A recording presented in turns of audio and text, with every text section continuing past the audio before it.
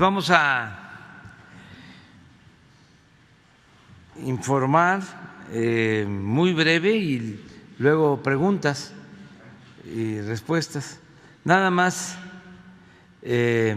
decirles que vamos a visitar Baja California, por eso no vamos a tardar mucho en la conferencia, porque tengo que salir temprano.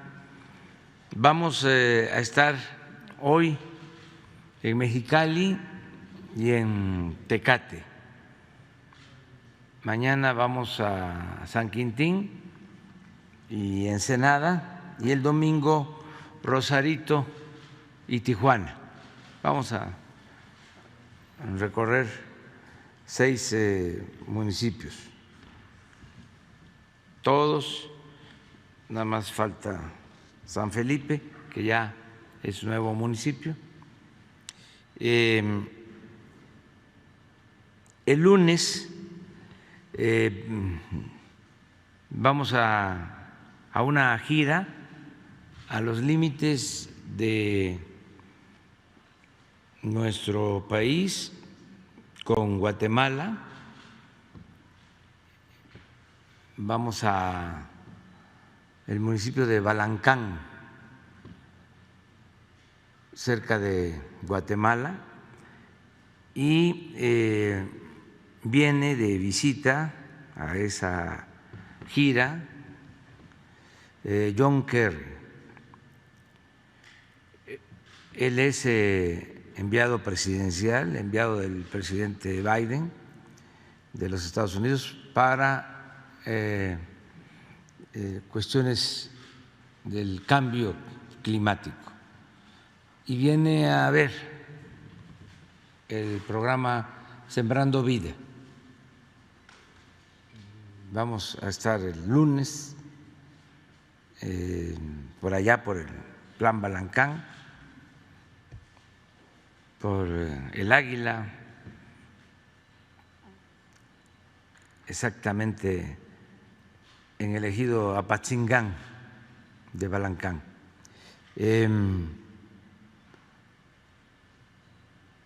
Sí va a haber en la mañana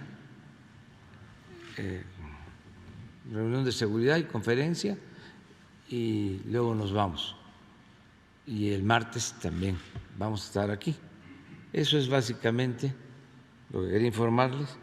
Quedó pendiente un compañero de ayer, Raúl Antonio, y con él empezamos.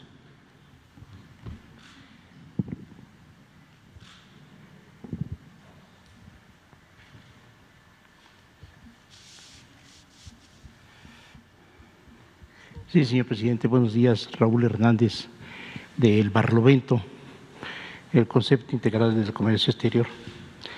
Señor presidente, el pasado 24 de septiembre, el portal, sin embargo, publicó una nota que decía: Veracruz, AMLO anula requisa de Carlos Salinas, firmada por Carlos Ravelo, según declaraciones del representante legal del Sindicato de Maniobristas, Alejandro Pulido Cueto, quien afirma la existencia de un acuerdo interinstitucional firmado por la Secretaría de Trabajo y Previsión Social, en el que se ordena devolver todos los bienes despojados a los trabajadores portuarios de 1991, así como la reposición de su fuente de trabajo en la zona portuaria de Veracruz. Supuestamente afirma Ricardo Ravelo en esa nota que el Alejandro Pulido Cueto le asegura el respaldo de Marcelo Ebrard Casabón, Dolores Padierna, Napoleón Gómez Urrutia, Julio Scherer Ibarra, Ricardo Agüed, entre otros. La lista es larga.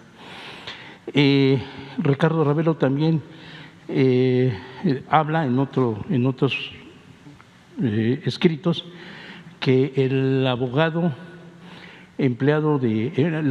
Alejandro Pulido Cueto tiene como mediador a su hijo Alejandro Pulido García, quien es empleado de la Secretaría de Relaciones Exteriores y ha sido representante de Marcelo Ebrard Casaubon en algunos eventos. El asunto, bueno, aquí lo que asegura Alejandro Pulido Cueto es que está en beneficio de los trabajadores, ex trabajadores portuarios, y también se acaba de afiliar a el International Dock Workers Council, IDC, por sus siglas en inglés, con sede en Barcelona. Hizo una reunión el 12 de octubre pasado y habla de bombo y platillo, beneficio a los ex trabajadores, que dice que ya les va a regresar, que por orden de usted ya tiene todo arreglado, y que también a los trabajadores actuales portuarios. Sin embargo, no hay tal. Los trabajadores portuarios actuales tienen condiciones ínfimas, algunos pocos, los empleados por ICABE, más o menos tienen buenas prestaciones, los demás tienen condiciones muy malas en trabajo, incluso las plazas son vendidas de 40,000 a 120,000 pesos. No hay una mejora ni tampoco ninguna respuesta a los actuales trabajadores que la verdad están ilusionados con regresar al puerto a trabajar. La pregunta que le tengo a usted, señor presidente, es si usted ya cesó, ya canceló la supuesta requisa del puerto hecha por Salinas de Gortari, y si es cierto que ya ordenó usted devolver todos los bienes despojados a los trabajadores portuarios. Agradecer su respuesta. Vamos a que nos informe la secretaria del Trabajo. Ella, Luisa María Alcalde, debe tener toda la información para que los interesados, trabajadores y empresas, conozcan sobre este procedimiento, si se llevó a cabo, en qué consiste, cuál fue el fallo legal, que se dé a conocer aquí. El asunto es que el mismo, sin embargo, en esa misma nota del 24 de septiembre, la Secretaría de Trabajo y Previsión Social hace un desmentido y aclara que no hay tal. Sin embargo, y bueno, está publicado también. Sin embargo, señor, el asunto que yo quiero recalcar, recordar que usted me pidió que llevara el asunto de los trabajadores portuarios con la Secretaría de Gobernación, cosa que fue fallida porque aquel líder sindical traía cosas muy torcidas y finalmente no se logró nada. Sin embargo, este nuevo señor no ofrece tampoco nada de garantía, y la pena de decir que Ricardo Ravelo afirma algo que la misma Secretaría de Trabajo y Previsión Social desmiente. No hay tal acuerdo interinstitucional, ni tampoco hay nada, pero actualmente ayer todavía, hay mucho revuelo por los trabajadores. Sí, pues que se aclare, ya lo estás planteando. Aquí vamos a pedirle a la secretaria del Trabajo y al secretario de Gobernación que informen. Bien, pero concretamente usted no autorizó absolutamente nada. No, pero hay un lineamiento general. Bien. Que se haga justicia a los trabajadores, siempre. Muy bien, muchas gracias, señor presidente. Vamos. Y luego tú, luego la compañera y luego tú.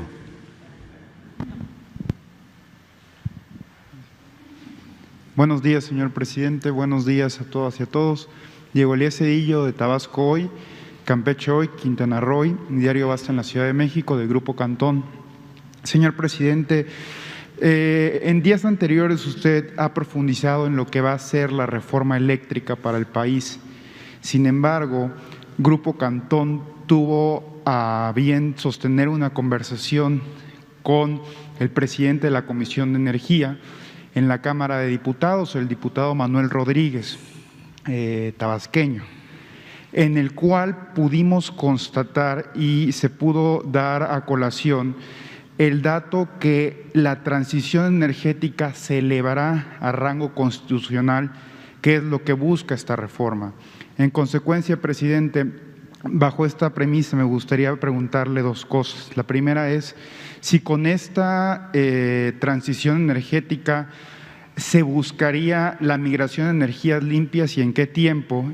¿Qué sería lo que le contestaría también a los detractores de su gobierno en atención a que esta reforma lo que busca es contaminar y crear plantas con combustibles fósiles, cuando con la reforma se está impulsando una transición energética? Y por su parte, si con la nacionalización del litio que tiene prevista la reforma eléctrica, usted estaría considerando paralelo a lo que en su momento fue el general Lázaro Cárdenas con la expropiación petrolera y el presidente Adolfo López Mateos, si no me equivoco, con la nacionalización de la industria eléctrica. Gracias, presidente. Sí, en primer lugar, la reforma se propone el que tengamos energía eléctrica, que no haya apagones, que se garantice la energía eléctrica a todos los usuarios y la energía eléctrica que se necesita para el desarrollo del país. Segundo, que no aumenten los precios. Tercero, es lograr el que no aumenten los precios, fortaleciendo a la Comisión Federal de Electricidad y haciendo a un lado a las empresas que solo son movidas por el afán de lucro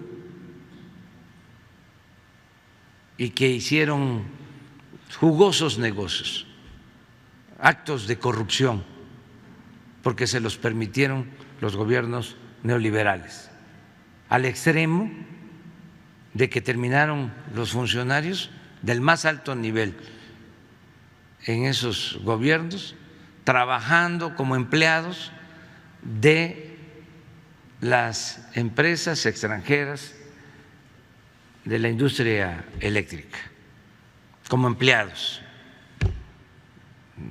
secretario o secretaria de Energía, el expresidente Calderón, empleados de Iberdrola. ¿Qué más tiene esta propuesta de reforma eléctrica, de reforma constitucional?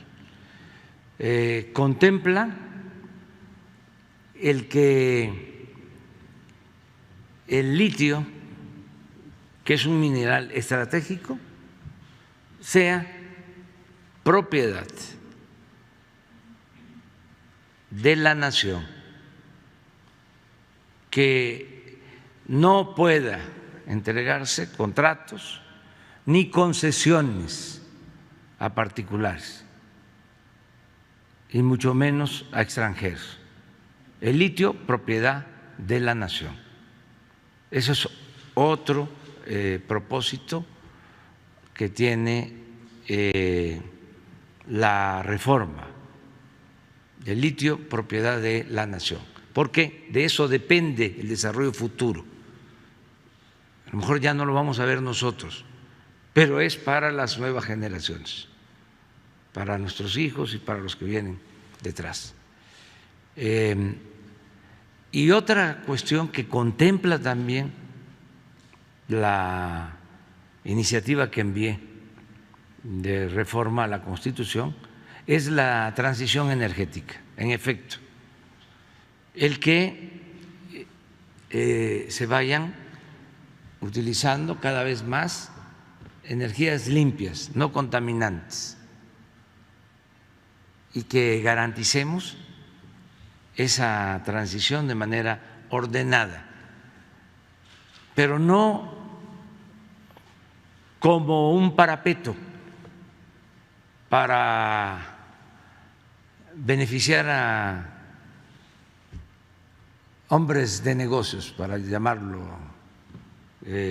amablemente, que realmente son delincuentes de cuello blanco, saqueadores, que engañaron con lo de las energías limpias para hacer negocios sucios.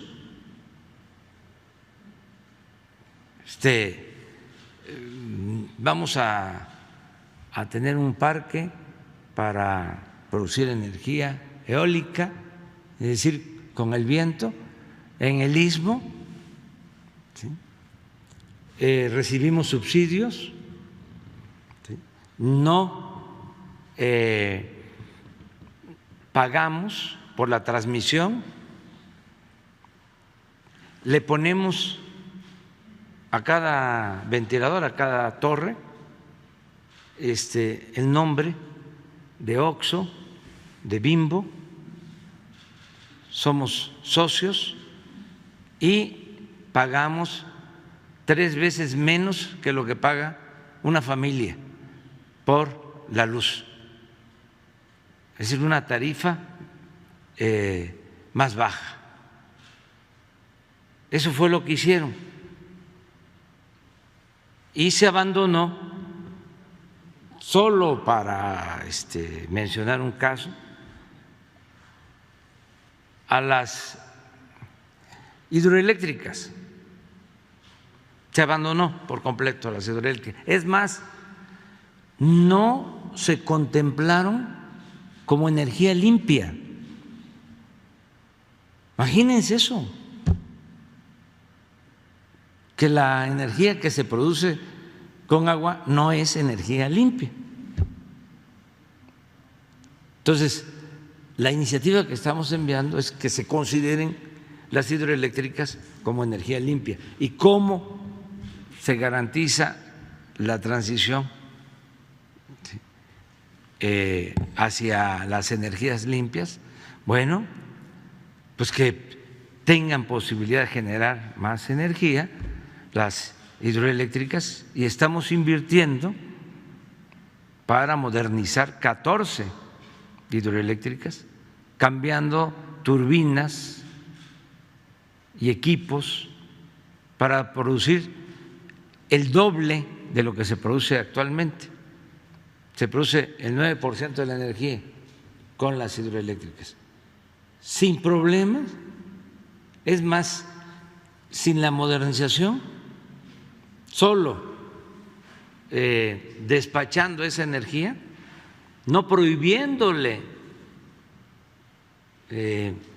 subir la energía de las hidroeléctricas a la Comisión Federal de Electricidad, que es lo que han venido haciendo para favorecer a las empresas particulares, privadas, extranjeras, solo permitiéndoles generar, que no tengan 1 o 2 turbinas solo trabajando, y eso en muy poco tiempo. Hay 4 presas con posibilidad de generar energía eléctrica en Nayarit. Y vayan a hacer una investigación y pregunten cuántas horas turbinan para generar energía. Casi nada. Y lo mismo con las presas del Grijalva. Si tienen Chicoacén 6 turbinas, deben de estar trabajando en estos momentos, deben de estar operando 1 o 2 en todos lados. Entonces, la transición hacia las energías limpias se contempla en la reforma constitucional. Se oponen porque los que mandaban antes pues son los que se benefician, pero no el pueblo de México. Nosotros tenemos que garantizar que no aumente el precio de la luz y tenemos que garantizar que el litio sea para beneficio de los mexicanos y tenemos que garantizar también que se produzcan energías limpias y lo podemos lograr con las hidroeléctricas y también con las plantas de generación de energía solar. Tenemos un parque proyectado para Peñasco para producir energía eléctrica. Vamos a tener paneles en 2,000 hectáreas en Peñasco. Es un proyecto con ese propósito y lo podemos hacer y cumplir con los acuerdos internacionales. Además, que se tome en cuenta que estamos extrayendo petróleo solo para garantizar en el mediano plazo el abasto interno de combustible. La política petrolera es no vender petróleo crudo, procesar toda nuestra materia prima, por eso la nueva refinería, por eso la adquisición de la refinería de Shell, por eso estamos modernizando las 6 refinerías que se tienen, por eso estamos construyendo una coquizadora en Tula que se había quedado en el abandono para los 2 millones de barriles que tenemos como límite producir, 2 millones, no más, ¿sí? Nos alcancen para convertir ese petróleo crudo, esa materia prima, en gasolinas, en diésel, en turbocina y abastecer el mercado interno y ya no comprar la gasolina en el extranjero. Ese es el plan. Para que tengan una idea, en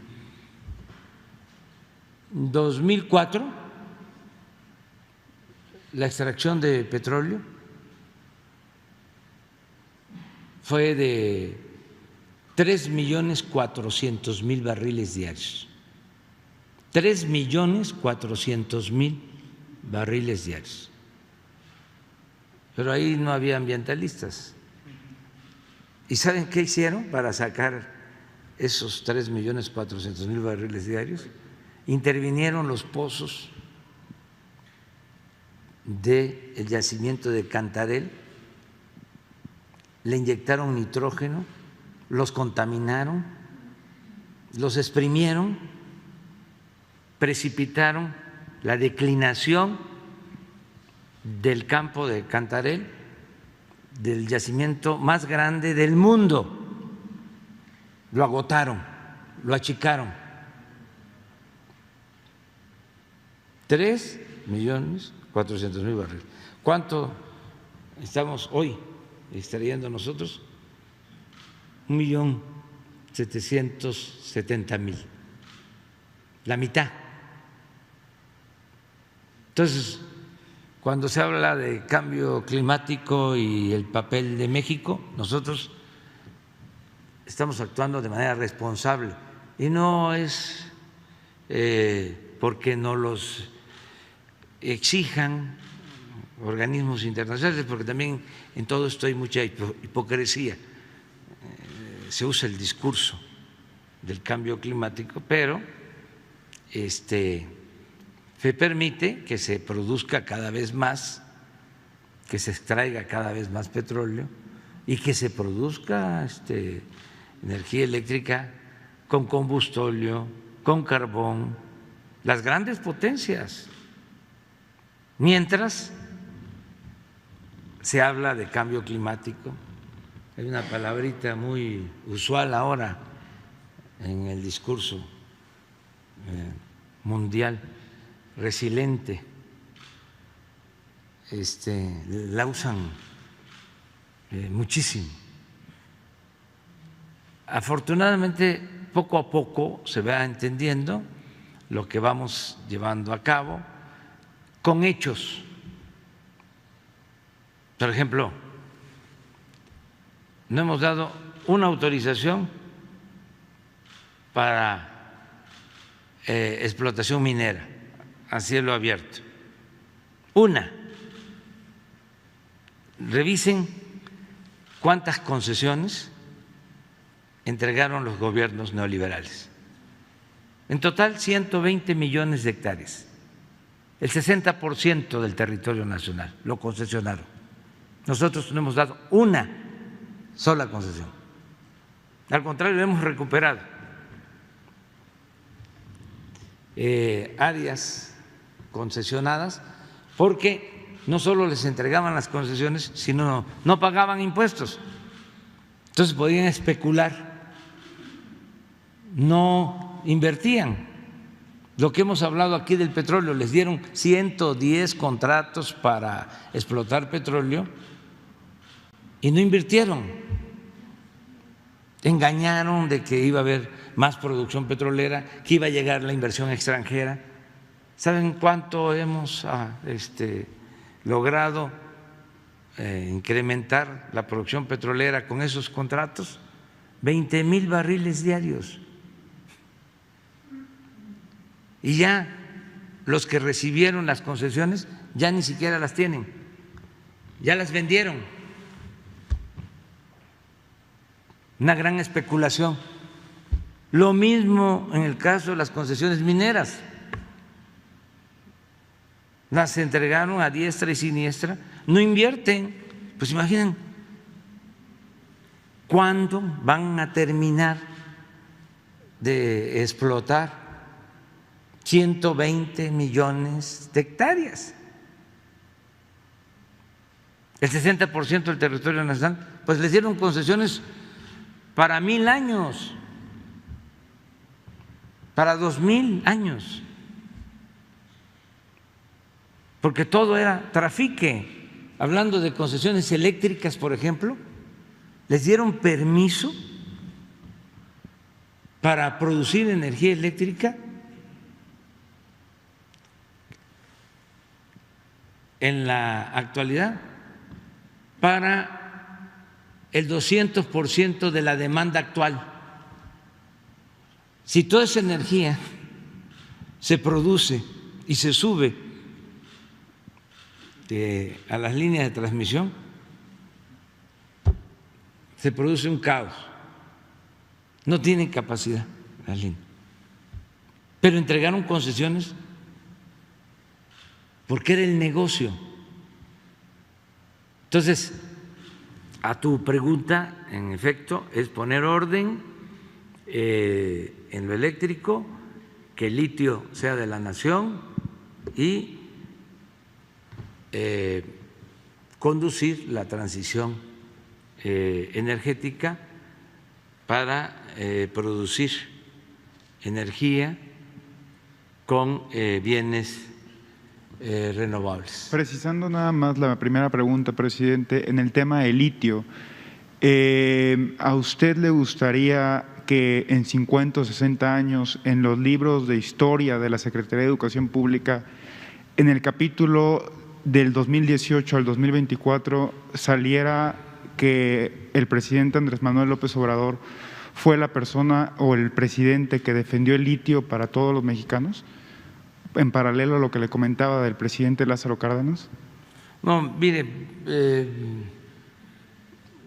yo admiro mucho a los héroes nacionales y son muy grandes, son gigantes. Hidalgo era un gigante, Morelos también, Juárez otro gigante, Madero, un gigante, porque la grandeza de los hombres no se mide de los pies a la cabeza, sino de la cabeza al cielo. El general Cárdenas, otro gigante. Entonces, lo nuestro es menos trascendente. Ellos dieron hasta su vida. Aquí hemos hablado del caso de Hidalgo, el caso de Morelos, lo de Juárez, excepcional, el no rendirse, el no claudicar, el que invadan el país, que esté ocupado todo México. En aquel entonces los fifís, cuando entraron los franceses, los recibieron con aplausos. Bueno, pues ellos fueron a buscarlos, fueron a traer a Maximiliano y Juárez resistiendo a los conservadores de entonces, y la invasión, y su esposa con sus hijos en el extranjero, y se mueren sus hijos y no los puede ver. Grande, grande, grande Juárez. Y Madero, pues, apóstol de la democracia, un santo cívico, partidario de las libertades, de la democracia, el presidente con más vocación democrática que hemos tenido en toda la historia, excepcional. También vilipendiado, atacado por la oligarquía, ahí hasta por el embajador de Estados Unidos, cuyo nombre es preferible olvidar, el peor embajador que ha habido de Estados Unidos en México, injerencista, padeciendo a una pandilla de rufianes, una prensa golpista,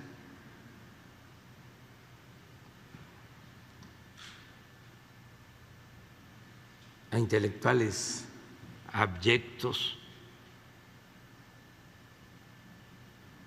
y él resistiendo y actuando siempre de buena fe, porque era un hombre bueno, que no merecía lo que le hicieron. Ese es uno de los episodios más abominables de la historia política de México, el asesinato del presidente Madero y del vicepresidente Pino Suárez. Y el general Cárdenas también, muy grande. Por eso también lo cuestionaron mucho y él actuó con mucha prudencia. Entonces no hay comparación. Yo voy a cumplir mi trabajo, mi tarea, mi misión, ya lo he dicho, si el pueblo así lo decide. Por cierto, va a haber una consulta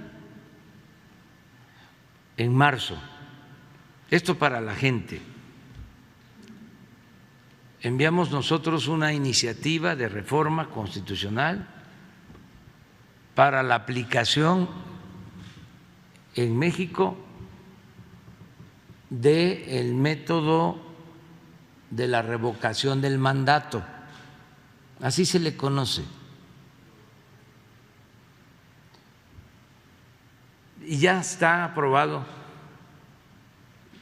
en la Constitución de que si los ciudadanos lo solicitan y se reúnen los requisitos, tiene que haber una consulta.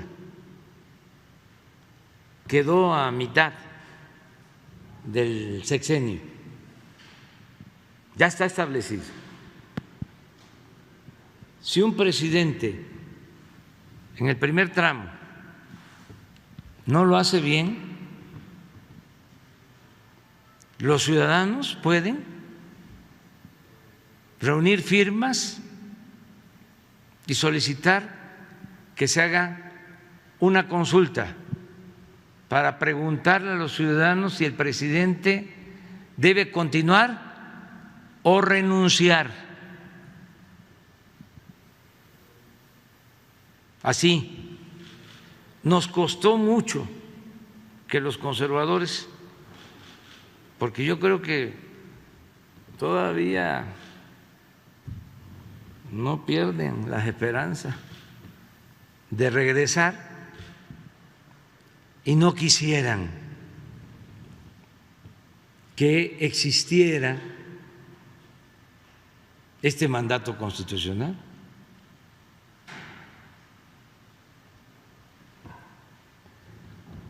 Entonces ya se aprobó la Constitución y se aprobó también la ley reglamentaria para la aplicación de la revocación del mandato. Entonces, a finales de marzo del año próximo se van a instalar mesas para la consulta y se va a entregar una boleta a todos los ciudadanos que participen, que vayan, y ahí se tiene que tachar si se quiere o no que continúe el presidente. Ahí el ciudadano ve la pregunta: ¿quieres que siga? Palabras más, palabras menos, o no. Además, de aquí a marzo se va a conocer bien la pregunta y no va a haber ninguna duda, porque unos van a estar por el sí y otros por el no. ¿Sí o no? Así. No hay, tal vez, lo voy a pensar, no hay término medio. ¿Es sí o no? Es muy sencillo, es muy sencillo. Entonces, ¿qué está sucediendo? ¿Por qué también trato el tema? Porque de manera increíble, hasta surrealista, los conservadores no quieren la consulta. Venían diciendo que querían que yo me fuera. ¿Se acuerdan de un movimiento que se llamaba o se llama Frena? Era para que me fuera. Y decían que iban a participar en la consulta. Luego se agrupan todos los conservadores, los que vimos en la foto, y el plan era: vamos a ganar la mayoría en el Congreso y luego